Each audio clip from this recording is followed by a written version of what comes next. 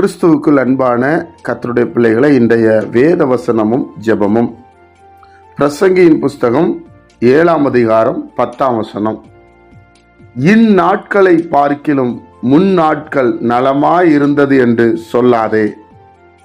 நீ இதை குறித்து கேட்பது ஞானம் அல்ல. என் அன்பு கர்த்தருடைய பிள்ளைகளே, ஞானமுள்ள ஒரு காரியத்தை இங்கே பரிசுத்த ஆவியானவர் நமக்கு சொல்வதை பார்க்க முடிகிறது. நம்ம நிறைய நேரத்தில் இந்த மாதிரி சொல்வது வழக்கம்.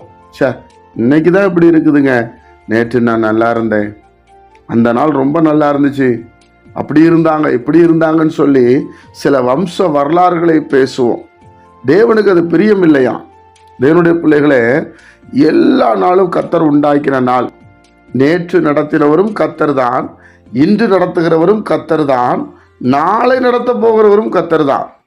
ஏனென்றால் ஆண்டவராய் இயேசு கிறிஸ்து நேற்றும் இன்றும் என்றும் மாறாதவராய் இருக்கிறார், இருக்கிறவராகவே இருக்கிறார், இருந்தவரும் இருக்கிறவரும் வரப்போகிறவருமாய் இருக்கிறார். அதனால நீங்க இதுக்கு முன்னாடி நடந்த, ஒருவேளை உங்ககிட்ட வேலை செஞ்சவங்க இருக்கலாம், இல்லைன்னா உங்களுக்கு எங்க இருந்தாவது அந்த நாளில் பணம் வந்திருக்கலாம், இல்லையா ஒரு நம்பரை நீங்கள் வச்சுக்கிட்டு காலையில் இவங்க மூஞ்சில் முழிச்சதுனால தான் எனக்கு பணம் வந்துச்சு, இப்படியெல்லாம் தயவு செய்து தேவனுடைய பிள்ளைகள் சொல்லவே கூடாது. கர்த்தருடைய பிள்ளைகள், இந்த நாள் நல்ல நாள், இது கர்த்தர் உண்டு பண்ணின நாள், இதிலே மகிழ்ந்து கலிகூற கடவோம் என்று தான் சொல்ல வேண்டும். தேவனுடைய பிள்ளைகளுக்கு இப்படிப்பட்ட பழைய சுவாபம் உண்டு இல்லையா? சில நேரத்தில் சிலரை பார்த்துட்டு கடை திறந்திருப்போம், சிலரை பார்த்துட்டு எரிச்சிருப்போம், போயிட்டு சொல்லுவோம், இன்னைக்கு நல்ல வியாபாரம், நல்ல கை நிறைய சம்பாதிச்சோம் அப்படி சொல்லுவோம்.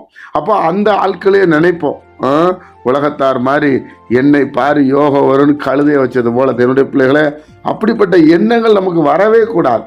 நேற்று நடத்தினவர் தான் இன்றைக்கு நடத்துகிறார், இன்றைக்கு நடத்துகிறவர் தான் நாளைக்கு நடத்த போகிறார். அவ்வளவுதான். அவரையே நோக்கி நாம் ஓட வேண்டாம். அவ்வளவுதான் சொல்றாரு, இதை குறித்து கேட்பது ஞானம் அல்ல.